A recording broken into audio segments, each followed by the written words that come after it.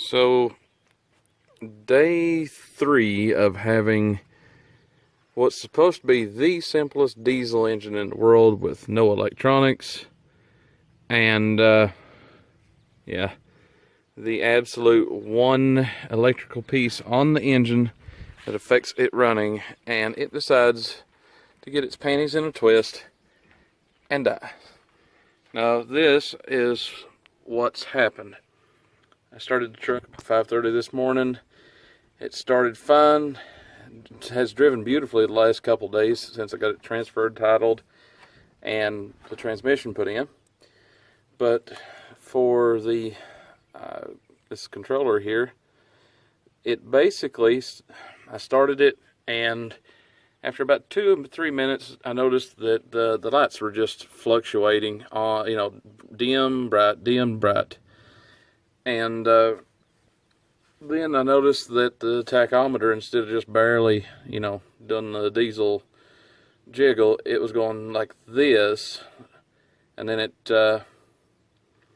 just died. And it was dark, couldn't see what I was doing, but I smelled something hot, so I ripped the hood open, and I find smoke rolling off of this fella right here. But now, at the time, I don't know what it's called, don't know anything about it other than it's hot. Now, it's not a lot of smoke. It was just a little wisp of smoke to let me know, hey, this is a slightly hot thing. So I slipped the wire off, and then a little later I noticed that on the starter solenoid over here on the fender, I noticed that one of the wires had actually burnt. Well, more to the point, a fuse link had burnt. Let's see, right here. This fella right here. It had not burned in two as designed. It just basically burnt some coating off the wire and called it a day. Why? I don't know. It didn't burn the way it should have to save from a potential fire. But anyways, that has to be redone. And then a little later, one of the workers here at work, he literally just kind of went like that. And these two wires had one of these right here on it. And it just broke off in his hand. He's like, okay. So I twisted the wires, put them back together, and was kind of hoping that that was the end of the story. That, maybe this was just needing some better connections. So I go in, turn the key on, crank the truck, and I have white smoke billowing out of here. So obviously that, which is hooked to 2 yellow wires, is connected over here, and reconnecting that to the lug on the starter solenoid over there apparently gave it a heck of a lot more oomph and put some lead in its pencil to make things hot. Now, from my gatherings, this solenoid here, it's anywhere from $40 to $115. It's called the fuel shutoff solenoid, and its entire job is when you turn the key on, it pulls the little plunger back, allows fuel to go into the injection pump, and therefore out the lines to run the truck. You turn the key off, it slides the little plunger back in place and basically chokes the engine out. Instead of a manual choke, you have a fancy-dancy, overly unnecessary choke pull. No different than on a gas engine where you just flip the choke all the way up and just starve it for fuel and air. Now, from my reading, the Standardine DB2 fuel pumps, like the 7.3, 6.2s, and 6.5s had, also came on certain tractors that did indeed have the manual pull choke that I would prefer myself, because if that was the case, the only thing electrical about this would be the ancient dinosaur of a alternator that I will switch out at some point, and the starter, and that's it. That's the only electricity needed to run the truck, other than a couple sensors. I mean, as far as that goes, I could go completely analog and not even have that, just have straight up analog everything, which I would love. So yeah, that's where I'm at so far. basically, I get to have my truck towed to the house by a buddy with a wrecker. And then I'm going to tie around to this thing because you should see these haggard as hell battery cables. Like, this is tight, and I can still do this. I mean, that's just not right. I mean, you can see it's just absolutely chewed and burnt beyond belief. This one's not as bad, but it does have a crack, so therefore it's junk too. Not to mention this cut in there. I don't know. The previous owner of this truck apparently didn't care about electronics at all.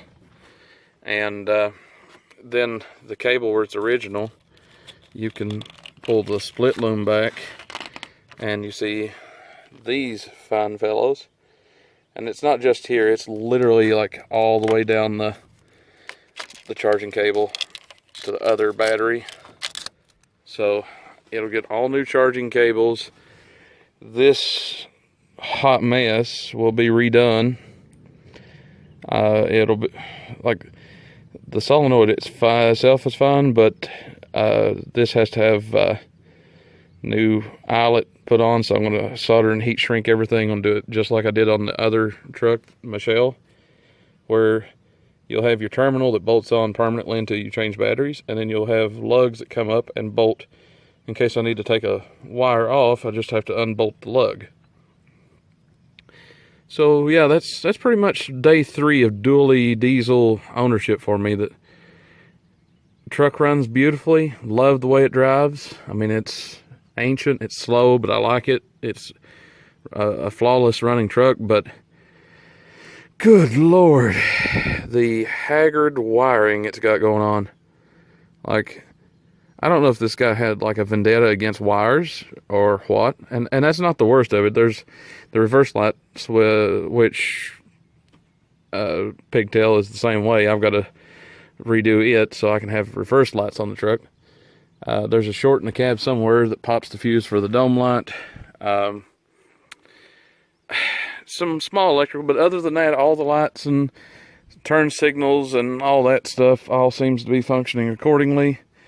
So it's a 50-50. I mean, day 3 and my freaking truck dies on me and makes me have to get my other truck brought to me at work, because once I've finished this shift as of Friday morning, I'll have 38 hours in at the job site and get paid for 28.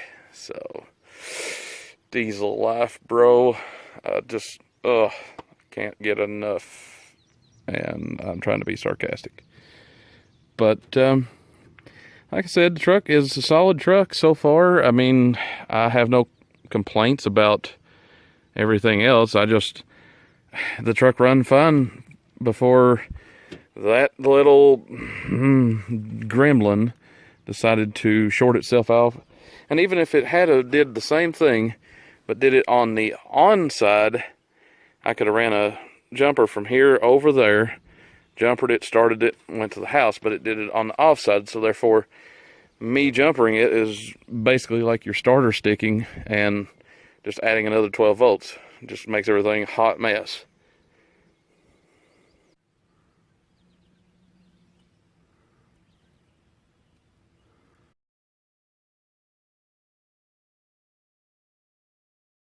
Alright, so we got good news today. We got the part in. Still unsure exactly how this is going to work, because the old one has a tab on top for the power, but at this point I don't care. We'll make it work. Trying to get this focus, and there we go. So there's the replacement part, the little plunger I was telling you guys about earlier. Basically, this is the on position, and this is the off. See how it pulls that little spring over here, pulls that back open. Anyways, there's $43, and here's another $4 in a new terminal. Now, starting from the top today, all I've did so far was took a 14mm wrench and gently removed the nut on this stud right here. and make sure you do not cross this to this, or otherwise the truck will try to start. And if you've got the neutral safety switch overrode like I do, the truck will lurch forward, so therefore do not cross it over. Simple as that. Just don't do it. At this point, we need a new ring terminal right here soldered on, so that'll be a fix. I've got to fix the fuse link. I think I've got some extra fuse links out in the shed. Came off of another truck, so we'll get that fixed. But the main thing was I was getting the power wire unbolted so I could put new power from here over to the battery, and then from the battery on around to the other battery. I mean, just that's as simple as that is. So again, we got 12 volts going to be going from here to the battery, and then from the battery on around to the other positive, and then the negatives, like I said, I'll fix that soon. I've got the wire, I've got to get some more lugs, but at the very least, making progress. So that's all I did so far, was again remove the terminal, and I'm pulling up this positive wire, and these little hold down straps are using a 5/16 inch bolt. So you've got one here, 2, 3, 4. Now this one, for whatever reason, the geniuses thought that it would be a great idea to put a mile long bolt like this way. So you have to take this out also. So I'll fix that. And then once this is loose, and then you have to unbolt this one right here, you can lift the intake boot out. And then from there, I can remove the rest of the positive wire in the battery terminal, put the new terminal on, and start my work. Alright, so now that I've got all the little retainers and the intake boot off, we can actually see the terrible mess that was the terminal here. And since I'm not going to be using this, I can pull it back. Yeah, this is beyond unacceptable. So from here, we're just going to have to work this back and forth a tad or two. And all right, aside from the negative ground wires and stuff, I've got to get some more lugs, but the power wires ran from the starter solenoid to the battery to the starter, and battery to the other battery. Got 2 of the 4 new terminals on. I've got to turn this battery around. I didn't realize it was turned the wrong way. But yeah, so far that's the progress I've made today. Solenoid is in. I've just got to put it in tomorrow. So there's that. And then hopefully the nag will run. Okay, so at this point, I'm going to go ahead and replace the fuel shutoff solenoid, and it costed me about 43 bucks on Amazon. There's a kit that has like the O-ring and stuff for the top plate, all that good stuff with it, and it was 100 bucks. But this is the part that burnt out on my truck, so we're going to go ahead and replace it. So let's get started. Okay, the first thing you're going to need to do is remove the wiring harnesses and stuff. Now on these, you just simply squeeze this little tab and pull up, and that way you don't break the connector. As soon as you pull it up, then you're good to go. So from there, then we need to start removing bolts. Alright, to get the fuel line off, you're normally supposed to squeeze the little spring-loaded deals here, and push them in and then remove them. But in my case, the fuel line decided to split here, so I'll take this point in time to just replace it and put a fresh fuel line on it so I know it's good. So since that's been said, I went ahead and just cut the line so I can get this cover off. Alright, to get to the actual bolts that holds it down, which is one there, one here, and one here, is a 5/16 socket. because the screwdriver that looks like it was made to remove it, it just kept slipping out, and I wasn't about to tear something up, so I'll just go ahead and use the socket at this time. Now again, since I'm replacing the fuel line and I couldn't get it to move out of the way, I just went ahead and cut it down the side, and that allows me to get to right here so I can spin that bolt around. But that's how that was my plan to get to there, because I just want to go ahead and replace this anyway, so I got a fresh fuel line there. Alright, so now I've got the 3 5/16 inch bolts out, so now the cap should be able to be removed. Alright, so first impressions. The solenoid is foobarred.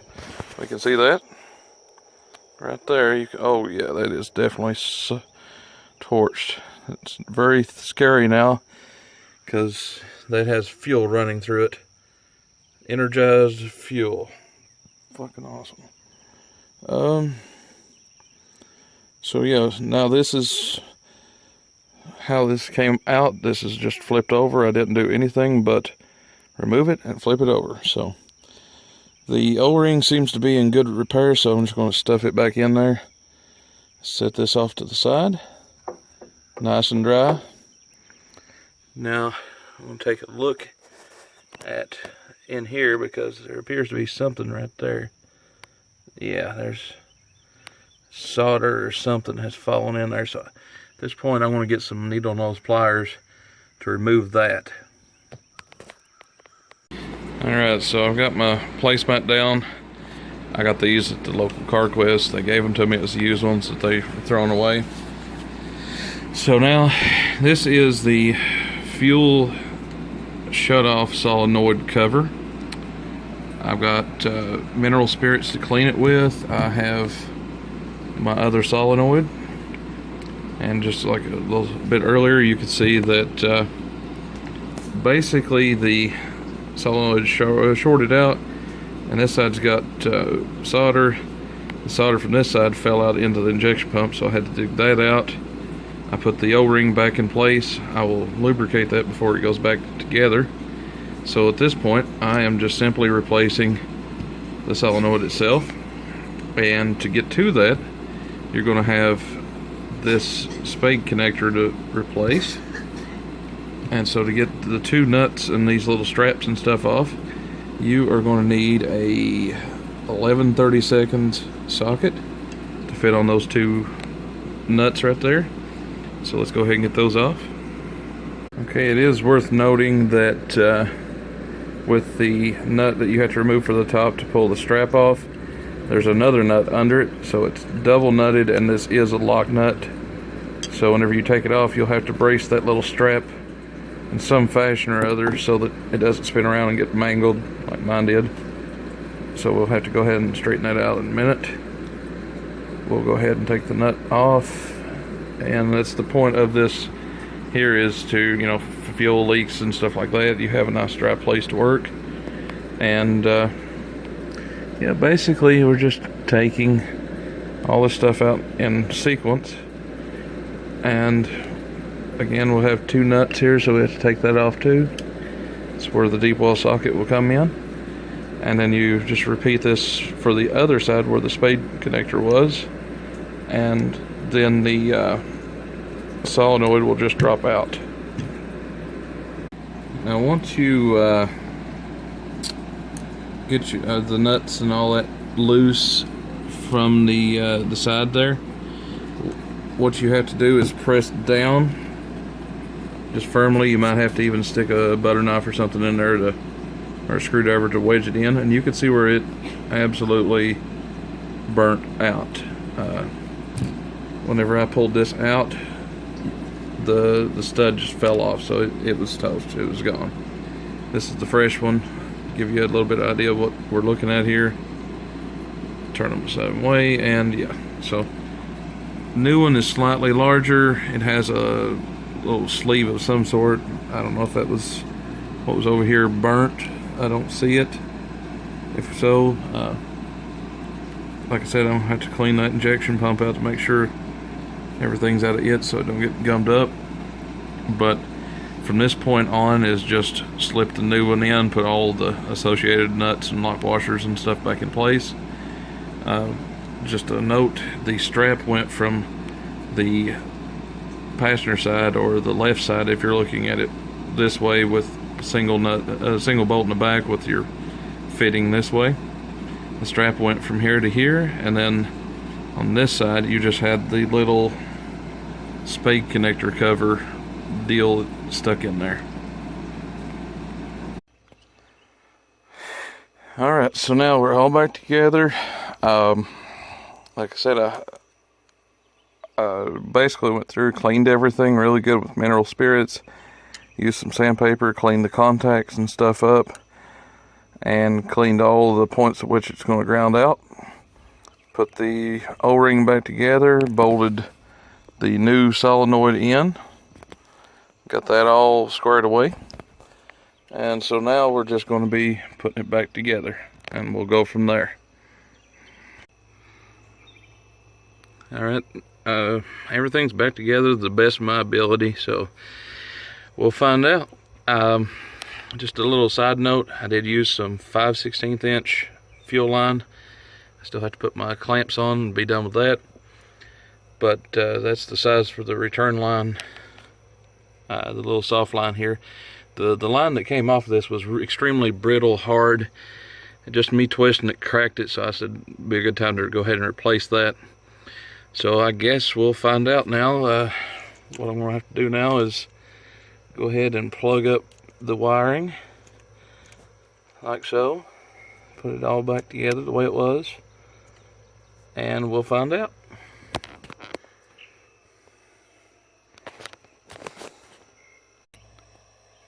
So here we are. This is July 8th, 2018. And the truck's been down since the 26th, 27th of June. So we're, what now, roughly 2 weeks down. So here's where we sit now. The burnout wiring for the fuse links, I went ahead and redid.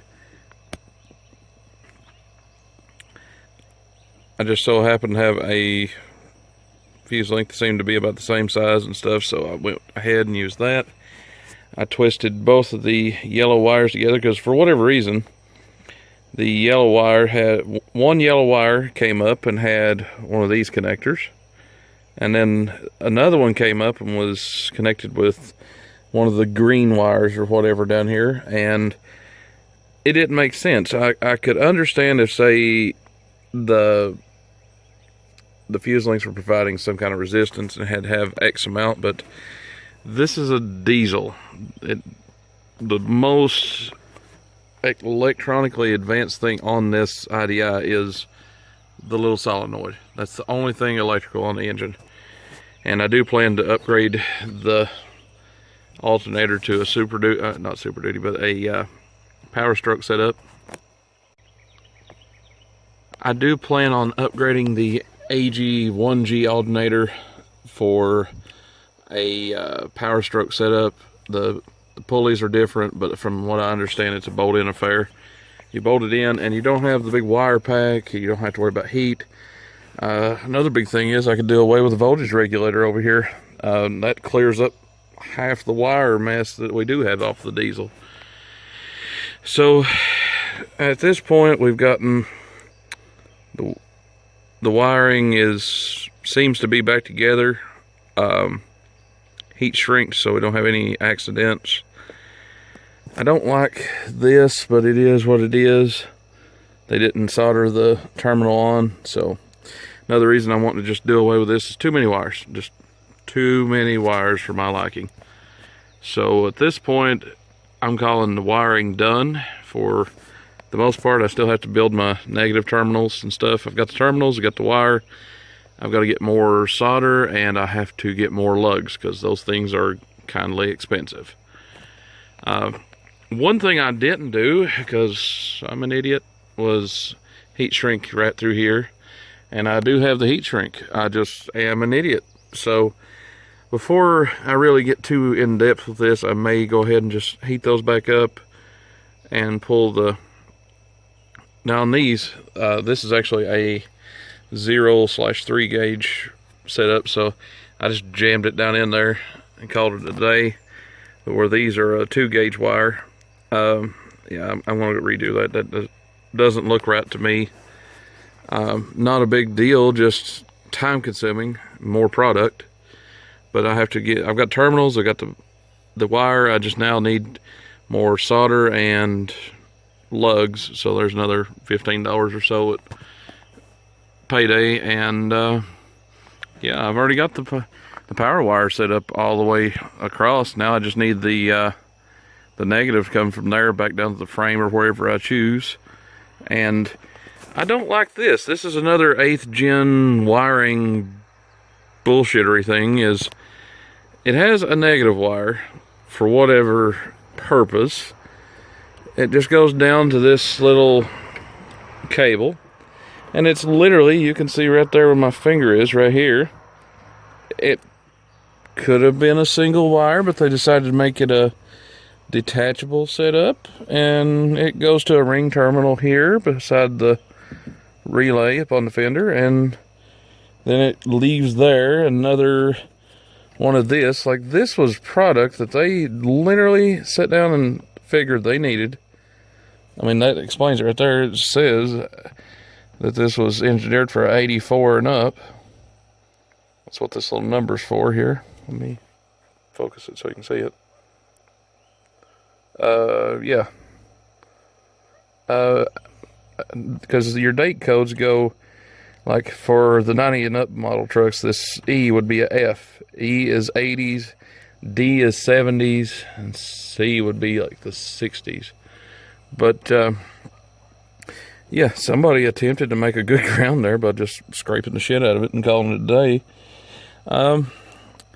This wire, I'm not even sure exactly what it does. It's part of the red and green system, so I know that's part of the ignition wiring. It had a splice in it that was way larger than what it should have been. Like this, I have no problem with splices, but give me just a sec here. I'll show you what I was dealing with. This is the splice that was there. These massive, at least I actually had the ratings set up. Most people put wire nuts on something and they don't actually have the wire nut rated for the wire they're cramping together, and it burns out. But yeah, this is all, yeah, I can see why that the harness burnt down, just so much resistance right here. Let's see here. Yeah, so these are junk. These are garbage. They'll never be used again because they're rusted. So there's garbage. Notice this wire. Besides the fact they crimped it with wire nuts instead of a butt connector, which I understand farm work, you know, you use what you got on hand to get it back home, but they never fixed it once they got home. Notice the coating on the wire on both ends. Yeah, that wire was getting hot. So I took that out, and for whatever reason they put that splice in there, because these two wires was supposed to be ran into here and then cross over and then come over and meet back up, which I understand unplugging the engine harness, got that. But like this, why are these wires cut and spliced and jerry-rigged all to pieces? Like this, I get it, it's damaged, it's not going to work. But they cut the alternator wires out, and whatever this goes to here, which would be the equivalent on that side, so I don't know what they basically moved it from here to here. Whatever these yellow wires go to, I guess turns the alternator on, which maybe that's what it was right here. I don't know. The more, but that's a larger wire, but hell, I don't know. There's two wires here coming up to the starter solenoid, and they seem to loop around and come back up here, come back around, which makes no sense because right here's the same wires in, yeah, right here's the orange. black with an orange tracer going to here. So those are totally different than these two wires here. But anyways, the two wires here that seemingly had no reason to be separated, I combined them. This is not a long-term fix. This is just so I can go to work. Let me make that very, very clear. These batteries have to be swapped out because they're the absolute bottom grade batteries, like one step above going to the junkyard and getting batteries. And they're just not rated for this. I mean, 810 cranking amps. Really? I mean, these things have...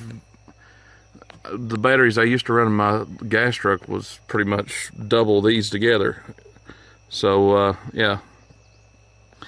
I've got to put some airline over there for the vacuum reservoir because for whatever reason they did this. I'd like to show that too before I switch it off. Yeah, they have literally a cast galvanized whatever water piece in for the brake reservoir. I have no idea what was going on in these people's minds other than maybe meth. I have no idea. So yeah, that's kind of where we're at with that. And coming back to the passenger side, we are looking at the amazing wiring that they did for the block heater, which is literally, they said screw it. I don't even feel connectors in there, so maybe butt connectors at best. I ain't gonna unroll it until I get ready to redo them with solder and heat shrink, and probably do a new end, because this one seems fine, but I don't trust other wiring. I have no clue about what happened, so we'll go with that. And I'd like to note at this point, I didn't notice it before, but apparently this is a different core support that is still, by the way, rotted out, so I'll get to replace that again. So this is, yeah, this is a kind of a rant, I guess you'd say, or bringing things to my attention later, because I will review this video for references later about what I need to fix. But, oh, and the wipers don't work. It clicks, the motor clicks, but the wiper linkage is apparently frozen up, so there's that. So yeah, back to this. I just dropped some solder on there. I'm gonna get me some liquid tape because there's nothing conductive around it, so it's not going anywhere. I just did that so it'd have a better bite, because this was going to be replaced. A buddy of mine has a 95 Power Stroke that I'm going to salvage the alternator and the wiring harness and stuff and just swap it up. This is like these fuse links. I have no idea why they had to have 14 fuse links for 5 wires. Like, there's fuse links here. You see them in other places down here. Like, this is a fuse link here. Then you go over here. Here's another fuse link. More over here. Like this right here literally has the thing written on it, which is amazing because that's the first thing I found with everything actually written. But yeah, I need to vacuum all this out. This is some spare wire I was using, so we can go ahead and take that out. But yeah, that's where we're